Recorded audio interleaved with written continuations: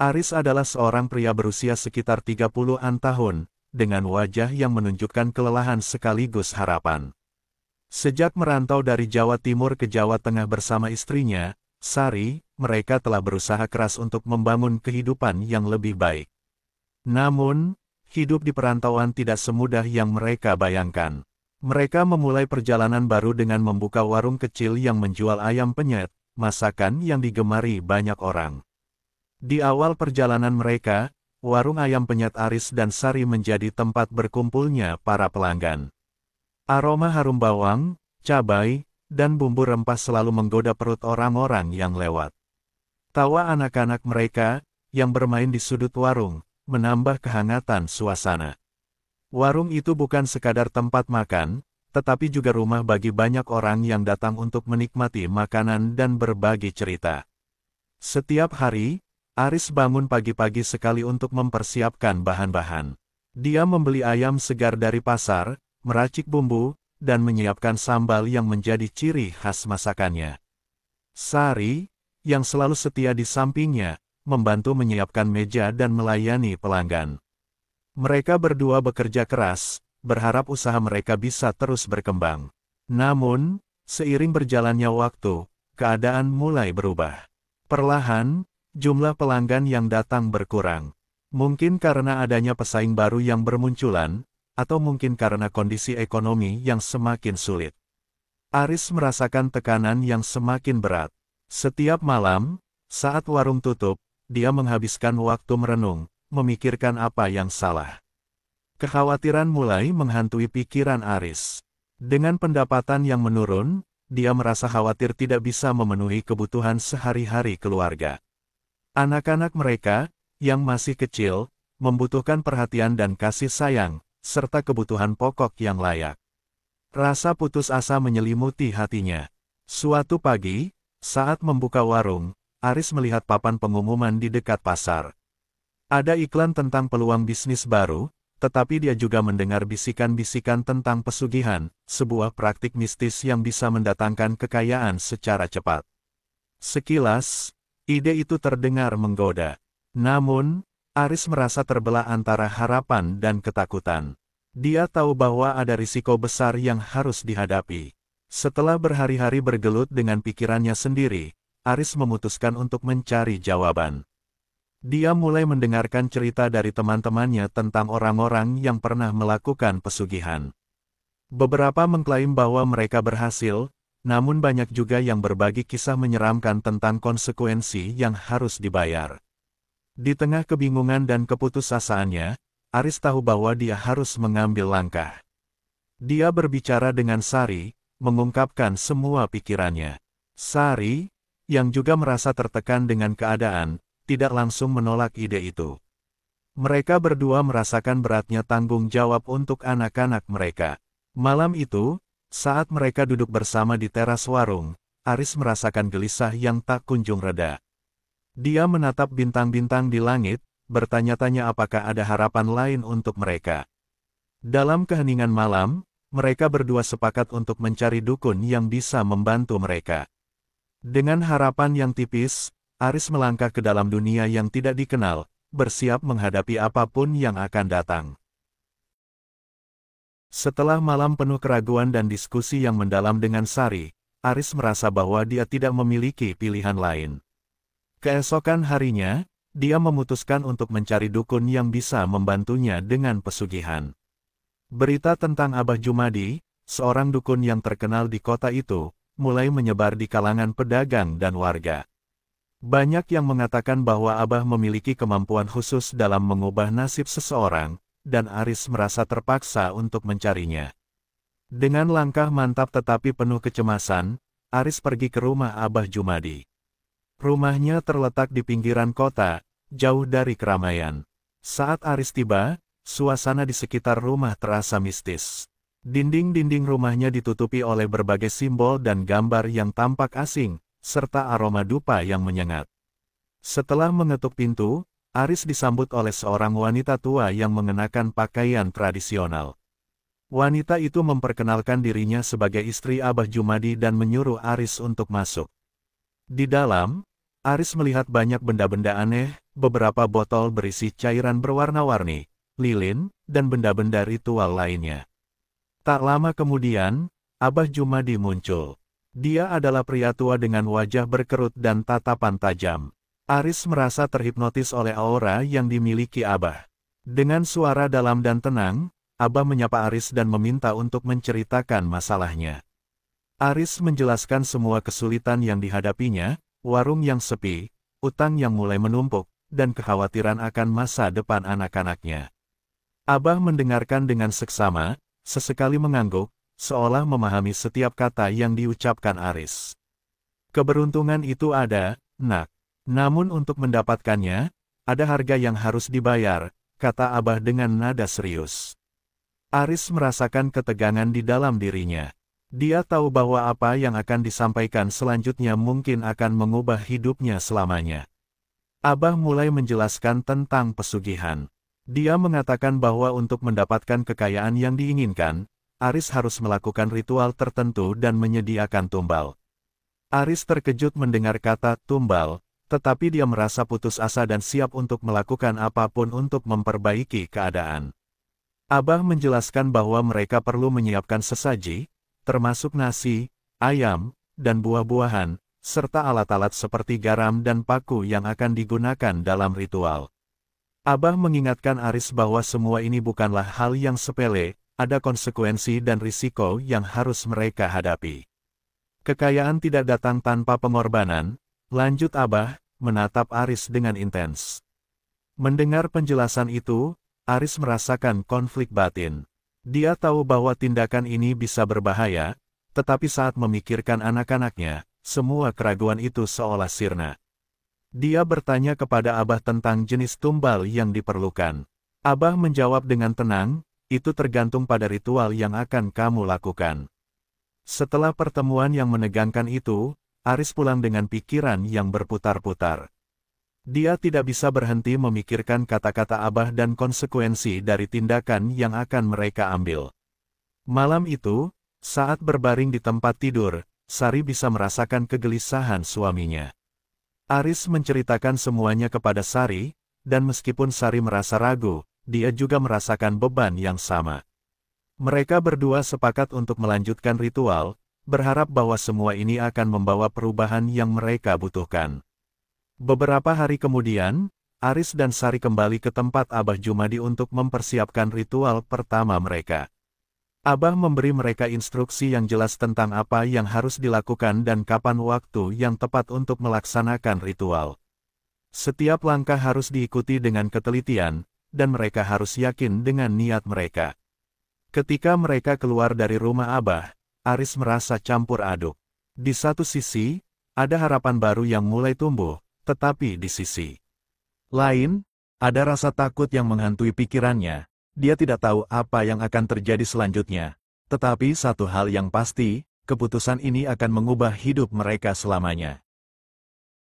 Setelah pertemuan yang penuh ketegangan dengan Abah Jumadi, Aris dan Sari mempersiapkan diri untuk ritual pertama mereka. Mereka tahu ini adalah langkah krusial untuk mengubah nasib mereka, dan meskipun rasa takut menyelimuti hati mereka, harapan akan keberuntungan baru mengalahkan segalanya. Malam yang ditentukan tiba, Aris dan Sari mengatur semuanya dengan seksama. Mereka menyiapkan altar kecil di sudut warung, menyusun nasi, ayam, dan buah-buahan dengan rapi. Abah Jumadi telah menginstruksikan mereka untuk menggunakan garam dan paku sebagai simbol pelindung, yang akan mereka letakkan di sekitar sesaji. Aris merasa jantungnya berdebar-debar saat melihat semua persiapan itu. 1 jam sebelum tengah malam, mereka mulai melakukan ritual. Dalam keheningan malam, Aris dan Sari berdiri di depan altar, memegang tangan satu sama lain. Suasana terasa mencekam, suara angin berdesir di luar, dan mereka bisa mendengar suara-suara kecil dari malam yang gelap. Aris mulai membacakan mantra yang diajarkan Abah dengan suara pelan namun tegas. Ya Allah, kami memohon agar Engkau memberikan kami jalan keluar dari kesulitan ini. Kami berjanji untuk memenuhi semua syarat yang Engkau tetapkan, ucap Aris dengan penuh pengharapan. Sari menambahkan, kami hanya ingin memberikan yang terbaik untuk anak-anak kami. Setelah membaca mantra, mereka menyalakan lilin dan menaruhnya di sekeliling altar. Cahaya lilin memberikan suasana yang sedikit hangat, tetapi bayangan yang ditimbulkan membuat Aris merasa cemas. Dia terus berdoa, berharap agar semua berjalan lancar. Setelah beberapa saat, mereka menunggu dengan penuh harap. Dalam ketegangan itu, Sari mendengar suara dari dalam hatinya. "Apa kita benar-benar melakukan hal yang benar, Aris?" tanyanya pelan. Aris menatapnya, merasakan keraguan yang sama. Namun, dia teringat pada semua kesulitan yang telah mereka hadapi dan bagaimana mereka ingin mengubah nasib untuk anak-anak mereka. Tiba-tiba, angin bertiup kencang, dan lilin di altar berkobar. Aris dan Sari terkejut, tetapi mereka berusaha tetap tenang. Dalam hati, mereka berharap itu adalah tanda bahwa doa mereka didengar. Setiap detik terasa seperti 1 jam, dan mereka tidak bisa menahan rasa cemas yang menyelimuti. Seminggu berlalu setelah ritual pertama mereka, dan keajaiban mulai terjadi. Pelanggan mulai berdatangan ke warung mereka, dan omset harian meningkat drastis. Aris dan Sari merasa seolah beban yang menekan mereka telah terangkat. Mereka bisa membeli bahan-bahan dengan lebih baik dan mulai memperbaiki warung agar lebih nyaman untuk pelanggan. Suasana kembali ceria, dan tawa anak-anak mereka mengisi rumah kembali. Namun, seiring dengan kebangkitan usaha mereka, Aris mulai merasakan ketidaknyamanan yang tidak bisa dijelaskan. Di malam hari, ketika dia terbangun untuk memeriksa warung, dia sering melihat bayangan hitam melintas di sudut matanya. Suara-suara aneh kadang terdengar, dan meskipun dia berusaha mengabaikannya, rasa cemas itu terus mengganggu pikirannya. Sari juga mulai merasakan hal yang sama. Suatu malam, ketika mereka berdua duduk di teras setelah menutup warung, Sari tiba-tiba menggigil. "Aku merasa ada yang mengawasi kita, Aris. Apa ini ada hubungannya dengan ritual yang kita lakukan?" tanyanya dengan suara bergetar. Aris mencoba menenangkan istri, tetapi dia sendiri merasa tidak nyaman. Malam-malam berikutnya, kedamaian yang mereka rasakan mulai terganggu. Aris semakin sulit tidur, dan saat dia menutup mata, dia sering melihat sosok-sosok aneh yang menakutkan. Dalam mimpi-mimpinya, dia sering melihat makhluk-makhluk yang tampak marah, seolah mengingatkan bahwa setiap tindakan ada konsekuensinya. Satu malam, saat Aris terbangun dari mimpi buruk, dia mendapati Sari terbangun juga. "Aris, aku tidak tahu bagaimana menjelaskannya, tetapi aku merasa kita harus berhenti," Sari mengungkapkan dengan suara pelan. "Aku merasa ini tidak benar." Aris merasakan perasaan yang sama, tetapi di sisi lain, dia juga merasakan bahwa usaha mereka akhirnya mulai membuahkan hasil. Dia bingung, terjebak antara keinginan untuk melanjutkan ritual demi keberuntungan dan ketakutan akan konsekuensi dari tindakan mereka. Di tengah kebingungan itu, Aris memutuskan untuk kembali ke Abah Jumadi. Dia ingin mencari jawaban atas semua yang mereka alami dan mencari tahu apakah ada cara untuk menghentikan semua ini tanpa harus membayar harga yang lebih tinggi. Setelah ritual pertama yang membawa keberuntungan, Aris dan Sari merasakan kebahagiaan yang lama hilang. Pelanggan berdatangan, dan omset warung mereka meningkat pesat. Namun, di balik kebahagiaan itu, ada bayangan gelap yang mulai menghantui kehidupan mereka. Meskipun keadaan finansial membaik, efek samping dari praktik pesugihan itu mulai terasa. Setiap malam, Aris terbangun dengan keringat dingin. Mimpi-mimpi buruk yang melibatkan sosok-sosok menyeramkan menjadi semakin sering. Dalam mimpi tersebut, dia melihat makhluk-makhluk yang marah, seolah menuntut sesuatu darinya. Sari pun tidak luput dari gangguan ini, dia sering terbangun di tengah malam, merasakan kehadiran yang tidak terlihat di sekitar mereka. Suatu malam, saat mereka berdua duduk di teras warung, Sari bercerita tentang sebuah malam ketika dia melihat bayangan hitam melintas di depan jendela. "Sepertinya ada sesuatu yang mengawasi kita, Aris. Aku tidak bisa tidur dengan nyenyak," katanya dengan wajah pucat. Aris merasakan hal yang sama, tetapi dia berusaha menutupi rasa takutnya. "Mungkin kita hanya lelah," jawabnya, mencoba meyakinkan dirinya sendiri. Namun, rasa cemas semakin mengganggu pikiran Aris. Dia mulai merasa bahwa keberuntungan yang mereka raih bukanlah tanpa harga. Dalam hati, dia bertanya-tanya tentang konsekuensi dari ritual yang mereka lakukan. Dia teringat dengan jelas peringatan Abah Jumadi tentang tumbal yang harus disiapkan. Aris merasa terjebak dalam dilema moral, apakah dia harus melanjutkan ritual atau menghentikannya sebelum semuanya terlambat. Beberapa hari kemudian, Aris memutuskan untuk kembali menemui Abah Jumadi. Dia merasa perlu mendapatkan klarifikasi tentang apa yang sebenarnya terjadi dan apa yang harus mereka lakukan selanjutnya. Dalam perjalanan menuju rumah dukun, pikiran Aris berputar-putar. Dia merasa bersalah dan bingung, tetapi harapan untuk mendapatkan jawaban membuatnya tetap melangkah. Saat tiba di rumah Abah, suasana di dalam terasa semakin berat. Abah menyambutnya dengan tatapan yang tajam, seolah sudah tahu apa yang sedang terjadi. Aku merasakan kegelisahan dalam dirimu, Aris. Apa yang kau rasakan? Tanya Abah dengan suara yang dalam. Aris menjelaskan semua yang telah terjadi, mimpi buruk, bayangan aneh, dan perasaan tertekan yang mengganggu mereka. Abah mendengarkan dengan seksama sebelum akhirnya menjelaskan, setiap praktik pesugihan pasti ada harga yang harus dibayar. Tumbal itu adalah bagian dari kesepakatan. Jika kamu tidak memenuhi syarat, konsekuensinya bisa sangat berat. Aris merasa jantungnya berdegup kencang. Dia bertanya, apa yang harus saya lakukan, Abah? Apakah ada cara untuk menghentikannya? Abah menggelengkan kepala. Kamu harus memenuhi syarat tumbal yang telah ditentukan. Tanpa itu, kamu akan menghadapi konsekuensi yang lebih mengerikan, jawabnya. Aris merasa terjebak antara keputusasaannya untuk melindungi keluarganya dan rasa ketakutannya akan apa yang harus dia lakukan. Kembali ke rumah, Aris merenungkan kata-kata Abah. Dia dan Sari duduk bersama, dan Aris menceritakan semua yang dia dengar. Sari menangis. Aris, aku tidak ingin kehilangan apapun. Kita sudah berjuang keras untuk membangun kehidupan ini, katanya sambil menggenggam tangan Aris. Dia merasa putus asa, tetapi Aris merasakan tekanan yang sama.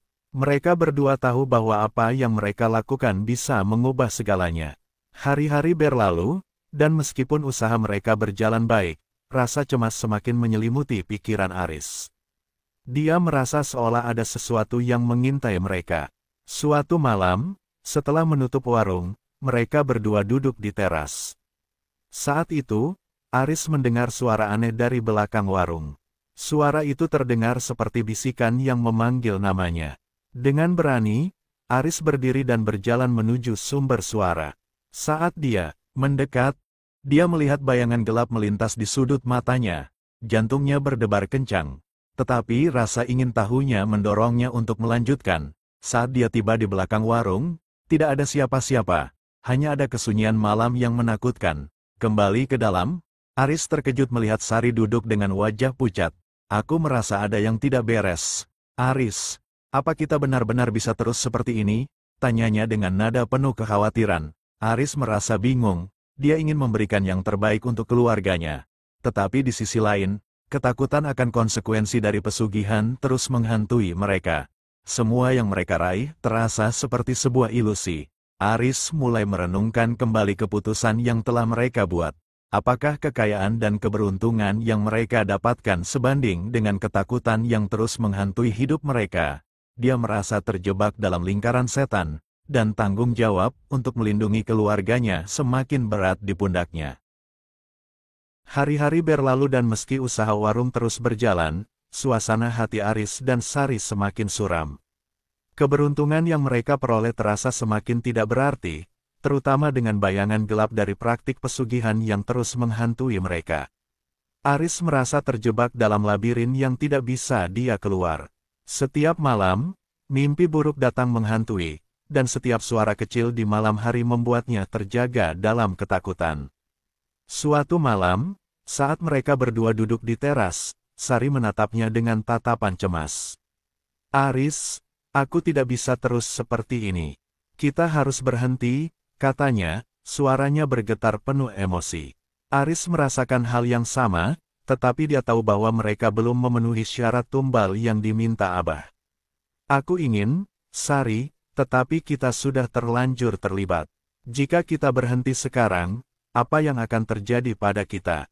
Jawabnya, merasa terjepit dalam dilema moral. Sari hanya menggelengkan kepala, matanya dipenuhi air mata. Kita tidak bisa mengorbankan jiwa kita demi uang. Apa yang lebih penting, kekayaan atau hidup kita? Malam itu, Aris berusaha untuk tidur, tetapi rasa cemas dan ketakutan terus mengganggu pikirannya. Dia memikirkan semua yang telah terjadi, bagaimana mereka berjuang untuk mendapatkan kembali kehidupan mereka, namun dengan cara yang salah.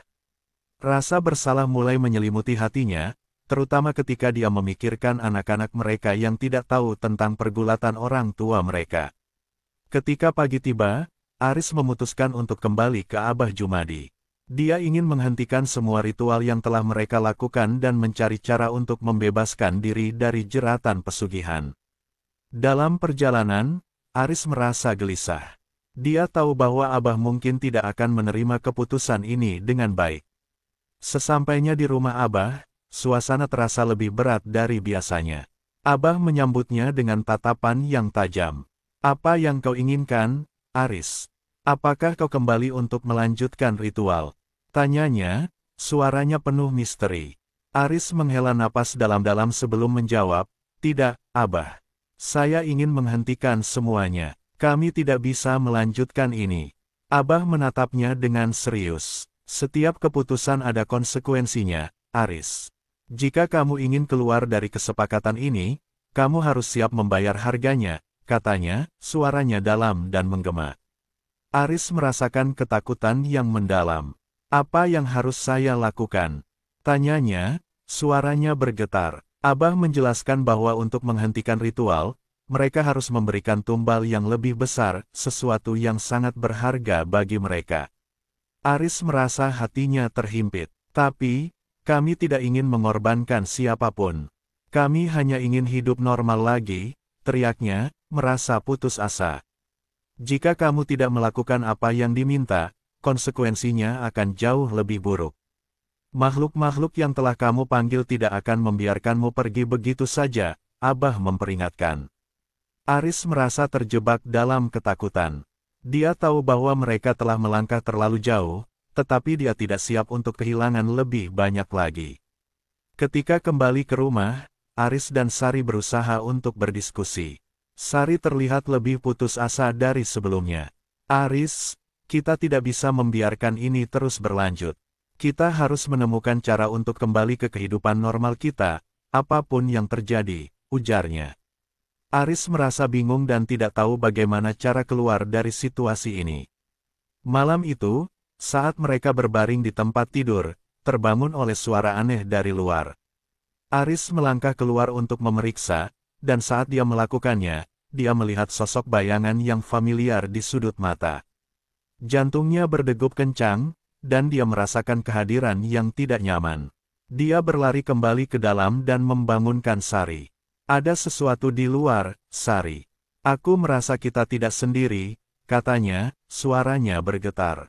Mereka berdua, saling berpelukan, merasakan ketakutan yang sama.